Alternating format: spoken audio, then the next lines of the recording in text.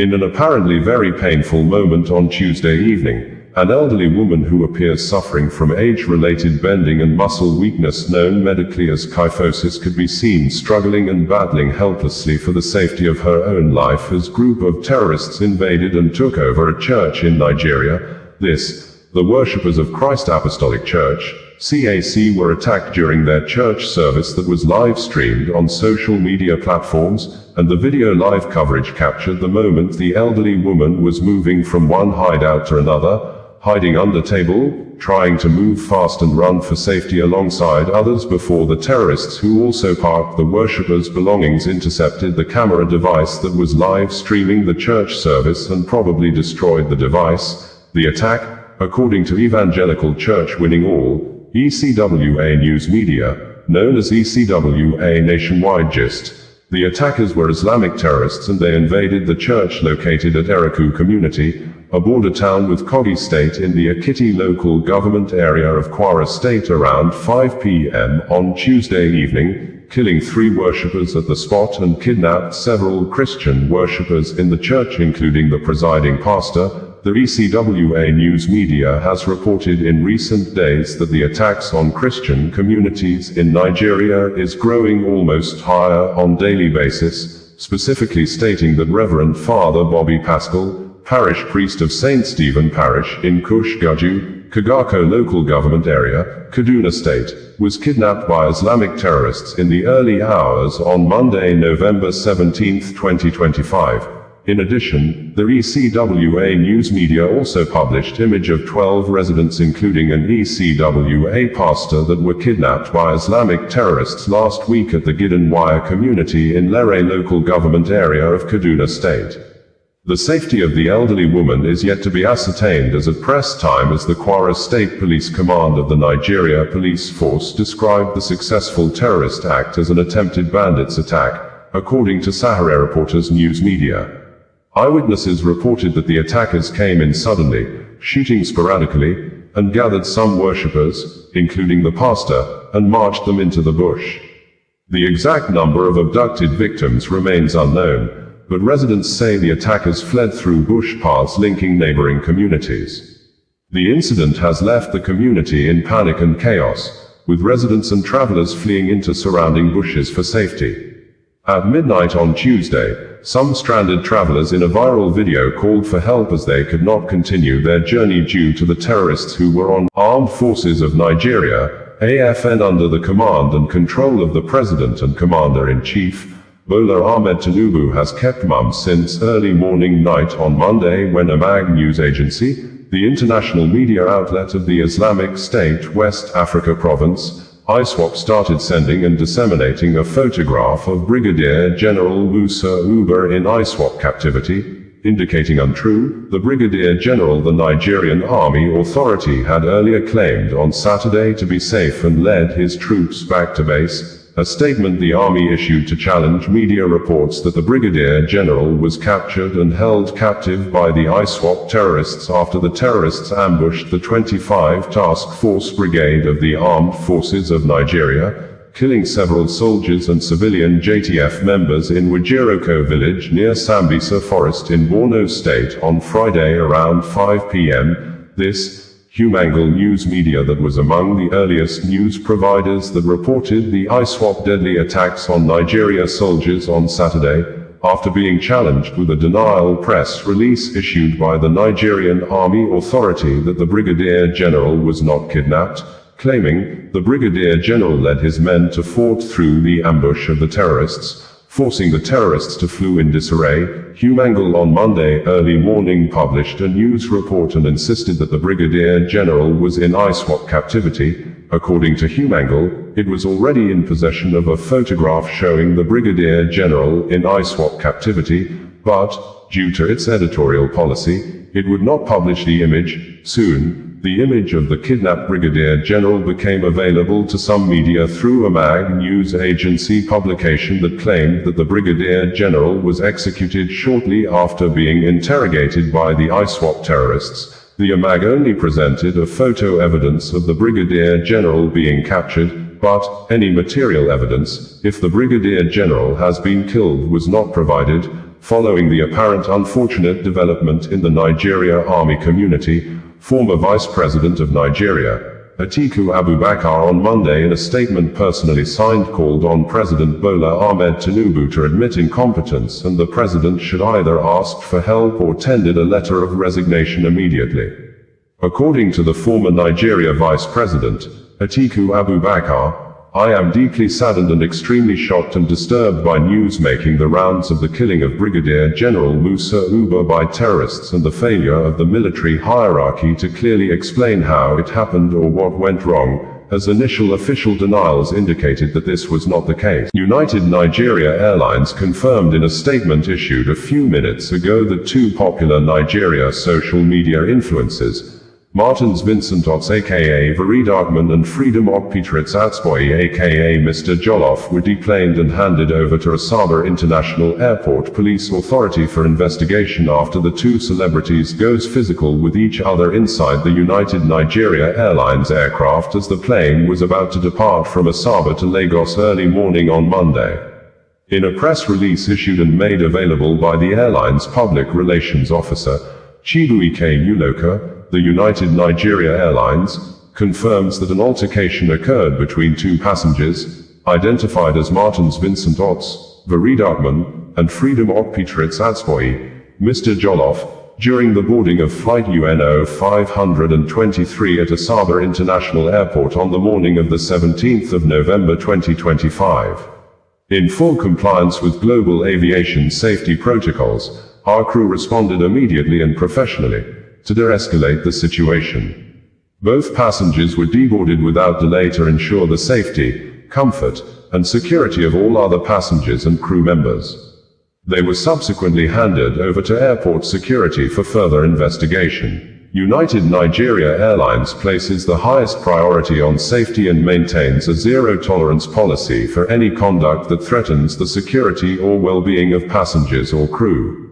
After all standard procedures were completed, the flight departed safely while the passengers involved in the altercation were still with the authorities. We remain firmly committed to providing a safe, respectful, and secure travel experience across our network. Videos made online by co-passengers on the plane showed Varidagman threatening to slap Mr. Jollof, and Mr. Jollof advanced towards him in a manner that was initially and apparently perceived by others inside the plane as a joke, until the situation escalated into a mild brawl as crew members and passengers tried to intervene. It is gathered that the fight occurred as a result of misunderstanding both had since 2024, wherein Varidagman had reportedly vowed to attack Mr. Jollof anytime anywhere. Shortly after the fight, Varidagman in a video statement said that, I don't chop Jollof father for inside plane. Man way day bite, I beat am.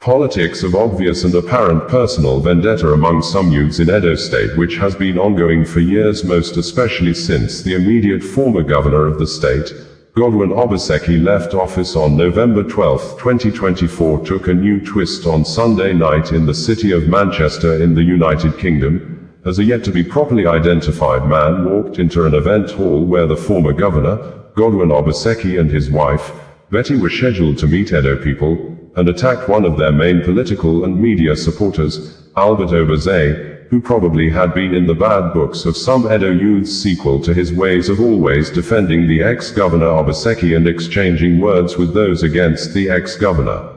Videos made available online indicated that Albert Obaze was attacked while he was live streaming the event on Facebook and other social media platforms as guests were coming in and waiting for the arrival of the former Edo State Governor, Godwin Obaseki, and his wife, Betty. Initially, the suspected attacker walked up to the victim and asked to have a conversation with him, saying, I am the double chief you are looking for, come let's talk, but Albert Obaze refused and replied to the attacker that, you are the one looking for me. What happened? As Albert Obaze continued to demand to know why the attacker had decided to see him, immediately, the attacker hit the victim on the face. Manchester City Police were seen alongside their vehicles shortly after the attack, but the City Police Department is yet to issue a statement as at the time of filing in this report. Albert Obaze, in a Facebook live streaming on Monday early morning night at a hospital in Manchester, said that he's currently having difficulty with hearing in one of his ears hit by the attacker. On November 5, 2025, while on live Facebook video streaming, Albert Obaze had raised alarms of act of possible threat to his life by a man simply identified as Double Chief of Manchester, who he said had threatened to beat him repeatedly if he visited Manchester to attend and organize the Obaseki thank you visit to his supporters. Also during the live video, Albert Obaze narrated how he was almost attacked by some Edo youths in Italy, thus described some Edo youths abroad as people who always act like animals.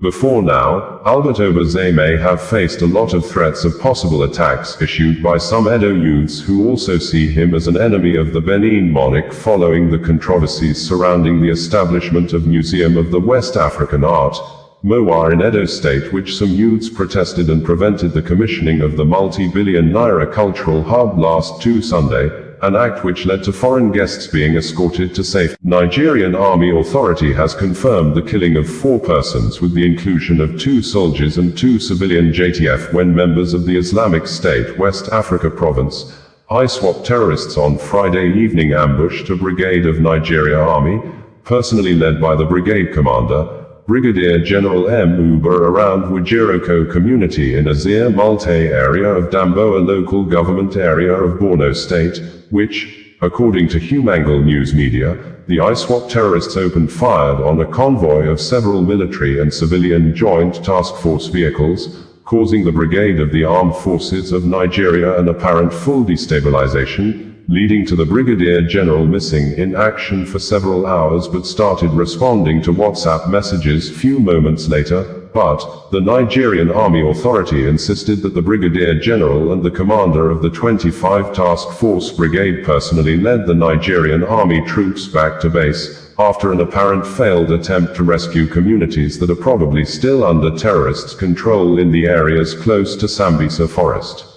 According to Lieutenant Colonel Apollonia Anil, the acting director of the Nigerian Army Public Relations, in a statement issued on Saturday, troops of 25 Task Force Brigade, on routine patrol to secure communities around Wajiroko in Azir Multe, Damboa local government area of Borno State, came under a sudden and heavy insurgents' fire while returning from a successful patrol within the fringes of Sambisa Forest. The patrol team, which was led by the Commander 25 Brigade Brigadier General M. Uber and comprised troops of 25 Task Force Brigade and members of Civilian Joint Task Force, CJTF, courageously fought through the insurgents' ambush with superior firepower, forcing them to withdraw in disarray and to abandon their mission. During the encounter, 2 brave soldiers and 2 heroic CJTF members paid the supreme price while on active service to the nation. While commending the troops for the gallantry, the Army High Command commiserates with families and associates of the deceased gallants for their heroic sacrifice to the nation. The Army headquarters also wishes to debunk the fake narrative going round some media platforms online alleging the abduction of the brigade commander. The general public is hereby advised to disregard the fake news regarding the incident while praying for the continuous success of our gallant servicemen and women.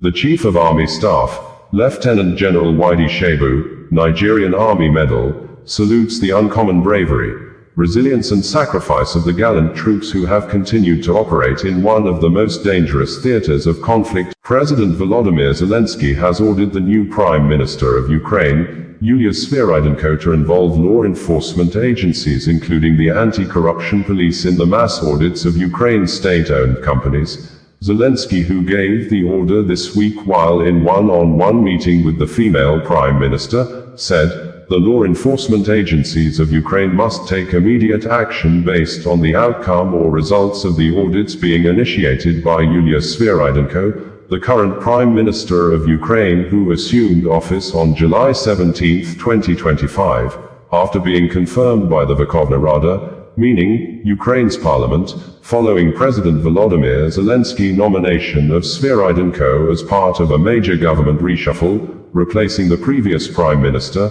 Denis Shmyhal, who became the new Minister of Defense, and Sviridenko previously served as the first Deputy Prime Minister and Minister of Economic Development and Trade. The new position made her the second woman in Ukraine's history to hold the position of Prime Minister. Meanwhile, during the week, Zelensky also announced that the Nordic countries, Denmark, Finland, Iceland, Norway, along with other Baltic-friendly countries of Ukraine, have decided to commit an additional $500 million to the prioritized Ukraine requirements list, Pearl Initiative, a NATO-led initiative to expedite the supply of critically needed US-manufactured weapons to the country, which, Zelensky said, will be of a substantial help.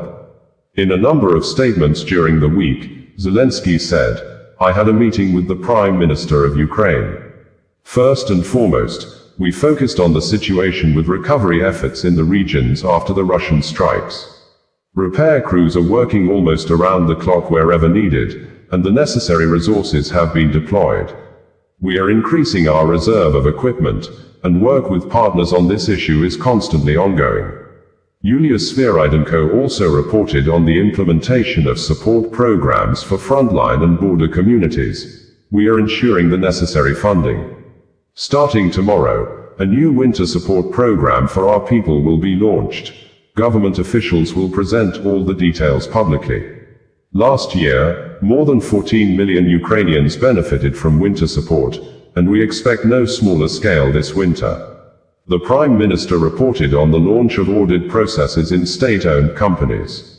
"We agreed that the audits must be conducted promptly, and all results must be forwarded to law enforcement and anti-corruption agencies for appropriate action. Personnel decisions will follow based on the findings. There may be good reasons at this level for the Nigeria police force under the leadership of the Inspector General of Police, IGP Kayode Egbetoken, to immediately invite Nigeria serving lawmaker, Senator Prince Chinedu Nwoko aka Ned Nwoko, for questioning over apparent reasonable and evidence-based allegations of raping a minor, child marriage, child molestation, underage voters registration, and child abuse against the person of superstar Nigerian Nollywood actress, Regina Daniels, following the Independent National Electoral Commission, INEC voters card, Senator Ned Nwoko presented this morning through his verified social media profile to challenge the allegation earlier made by Regina Daniels that she was still a minor at age 17 when the serving Nigeria senator forced her into early child marriage and started having sexual activities with her. A careful study of the INEC voters card, Regina Daniels' real name or full name was not stated in the election voters registration card that looked very questionable and manipulative.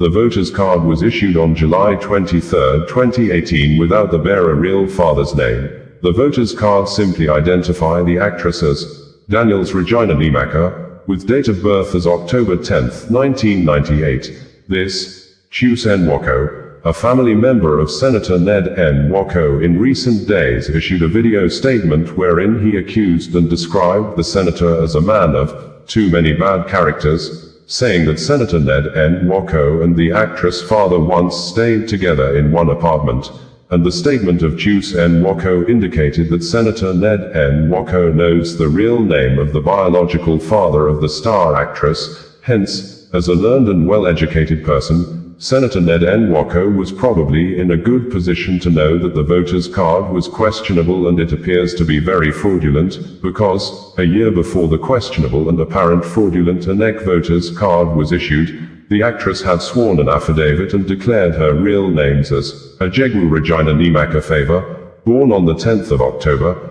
2001, as stated in her 5 years international passport issued on May 9, 2017 and renewed on January 11, 2022 with same names and date of birth for 10 years international passport. According to the founder of Sahara Reporters News Media, Omoyele Sowore, it was Senator Ned Nwoko who probably and allegedly may have obtained the fake INEC voters card to conceal the real age of the star actress, saying, Senator Prince Ned Nwoko has traveled with Regina Daniels to Jordan, UAE, Egypt. Former Chief of Army Staff, Lieutenant General Tukur Buratai has described the conduct and behavior of a Nigeria-serving minister and former governor of Rivers State, Nyesom Wike, before a serving Nigeria soldier in the naval force as reckless, and thus insulted and disrespected the person and the office of the President and Commander-in-Chief of the Armed Forces of Nigeria, Bola Ahmed Tinubu, after the minister had a confrontation with the naval officer with the service name, A.M. Yerima, at Plot 1946, Gudua District,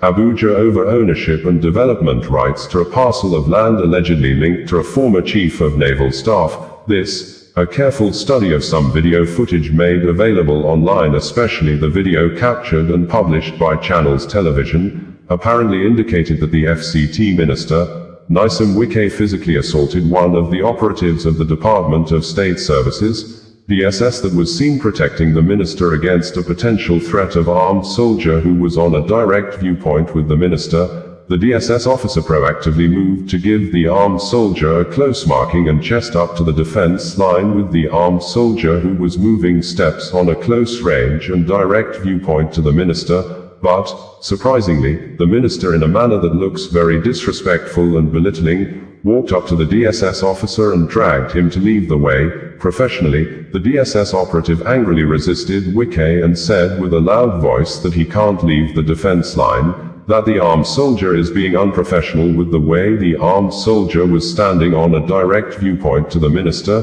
Quickly, one of the combatant DSS officers from behind moved towards the armed soldier and pushed him off the defense line. Thereafter, the situation became violently rowdy and was almost leading to a complete fight, even when the DSS operatives formed a circle around the minister to protect him. Nyesom Wike was seen trying to violate the DSS human shield in a manner as if he was going personally to confront one of the armed soldiers, but the DSS officers ensured the minister was denied the opportunity to endanger his own life, and after the violent situation, all the armed soldiers moved backward while the DSS officers built a human defense wall against the armed soldiers completely. Only the senior army officer, who appeared not armed, was now in close contact with the minister, and according to the former Chief of Army Staff, Lieutenant General Tukur Buratai, Nyesom Wike's action is a clear act that presents danger to national security, and undermines the authority of the Commander-in-Chief and the integrity of the armed forces.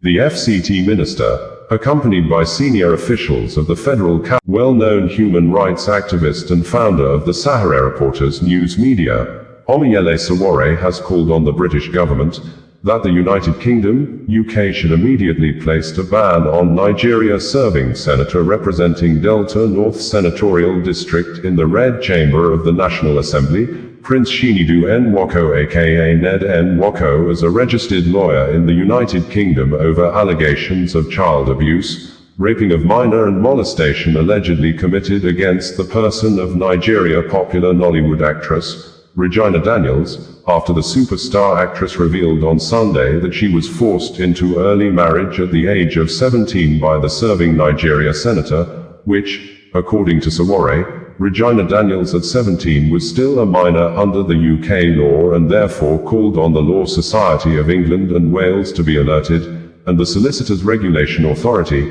SRA, must begin disciplinary proceedings before the Independent Solicitors Disciplinary Tribunal, SDT, determined Senator Ned Nwoko fitness to still practice law in the UK. While Sowore stated this earlier on Sunday, on Monday evening, Sowore raised alarm of fresh plans by the serving Nigeria Senator, Ned Nwoko, to allegedly block the release of the detained Regina Daniels' brother, Samuel Ejegwu aka Sammy West, and arrest his mother-in-law, Regina Daniels' mother, Rita, and Regina Daniels' friends. But Sammy West was later seen in a video on Monday night being released from prison. According to Omoyele Sowore, APC Senator Prince Ned Nwoko must be held accountable for crimes against a minor and abuse of power. The case of APC Senator Prince Ned Nwoko has gone far beyond politics. It now points to serious criminal conduct and gross abuse of power, as revealed by his now estranged wife, Regina Daniels. According to Regina Daniels, Senator Prince Ned Nwoko married her when she was only 17 years old at a time when she was legally a minor under UK law, where Nwoko remains a registered legal practitioner. Any sexual activity following that marriage would, under British law, amount to statutory rape. More disturbing are Regina Daniels' allegations that Senator Nwoko introduced her to hard drugs while she was still underage and repeatedly forced himself upon her. These are not mere moral failings. They're serious criminal offenses that demand investigation and prosecution. It is unacceptable for Ned Nwoko to continue parading himself as a lawyer in the United Kingdom while facing these damning allegations.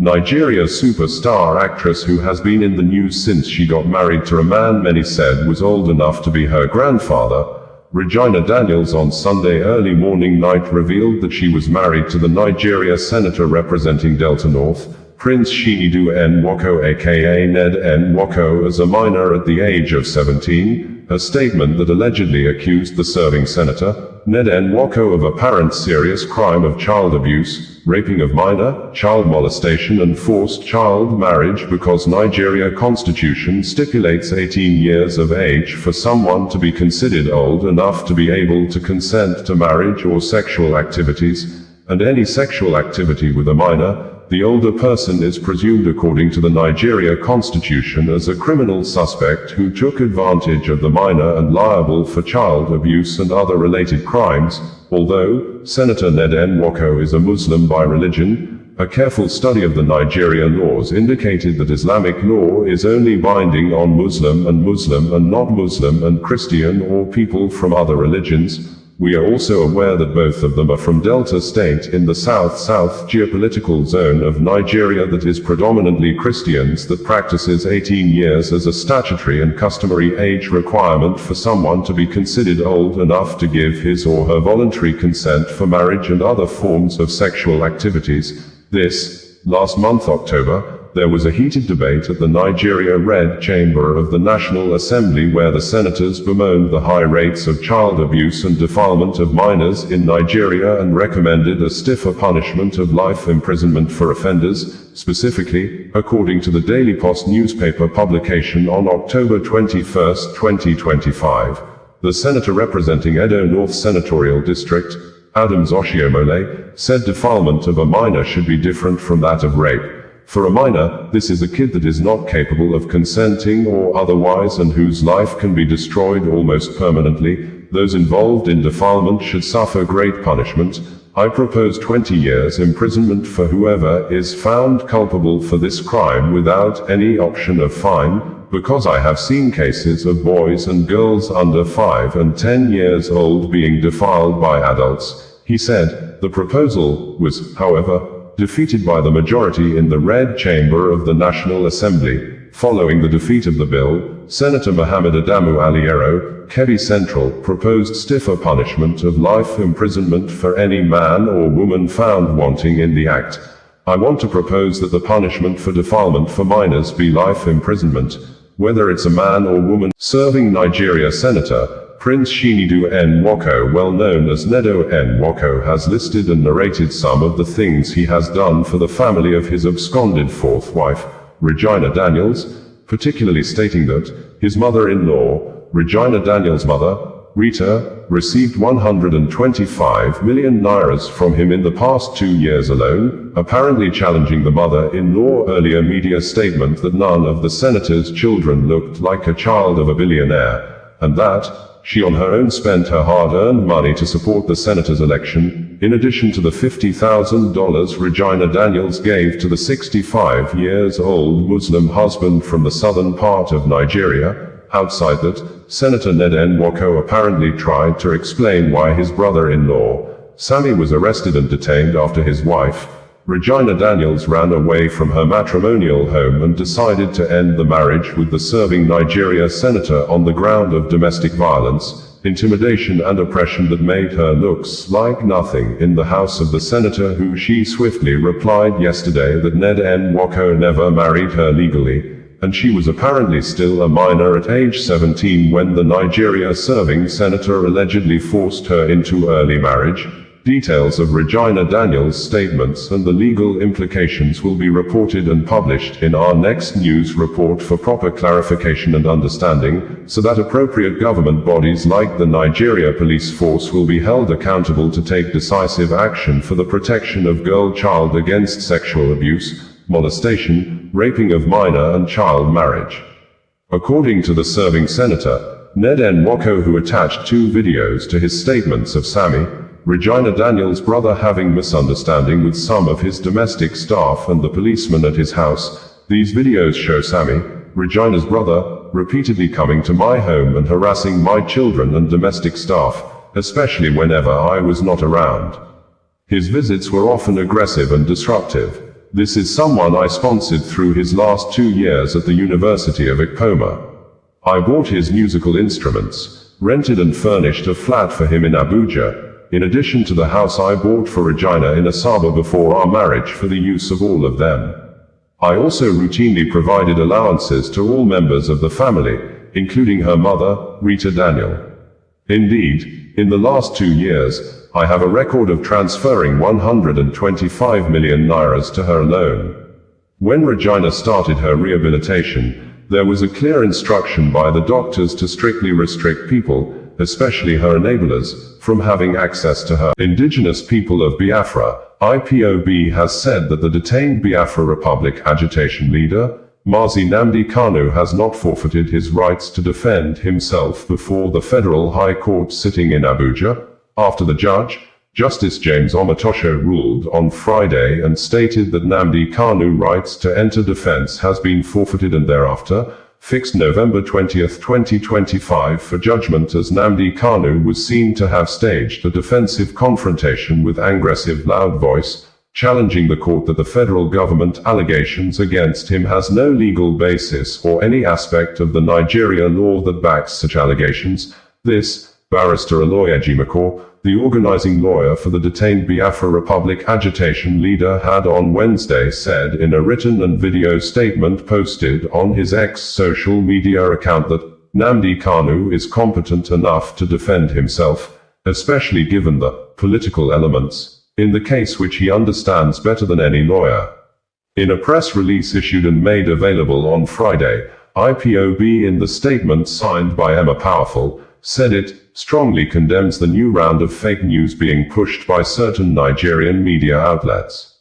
The false claim that Mazi Nnamdi Kanu has forfeited his right to defense in the ongoing trial before Justice James Kolawole Omotosho of the Federal High Court, Abuja, is a desperate lie meant to mislead the public and cover up an illegal process. Let the truth be clear, Mazi Nnamdi Kanu has not forfeited anything. What is happening in court is not a fair trial but a political show. Up till today, neither Justice Omotosho nor Chief Adigboyegboro San, the government's lead prosecutor, has been able to point to any valid, existing law that Mazi Nnamdi Kanu supposedly broke. Their silence speaks volumes. It is a quiet confession that this entire case has no legal foundation. The core question remains simple. Can anyone be prosecuted or convicted without a living law that clearly defines the offense and prescribes a punishment? The answer is written in Section 36(12) of Nigeria's 1999 Constitution. A person shall not be convicted of a criminal offense unless that offense is defined and the penalty therefore is prescribed in a written law. This means you cannot charge or convict anyone unless the law exists in black and white. No judge or lawyer can twist that. The Supreme Court has said the same thing many times. In Auko vs. Fagbemi, 1961, AG Federation vs. Abubakar, 2007, and NNPC. Brigade, bringing you the news in a more digital way.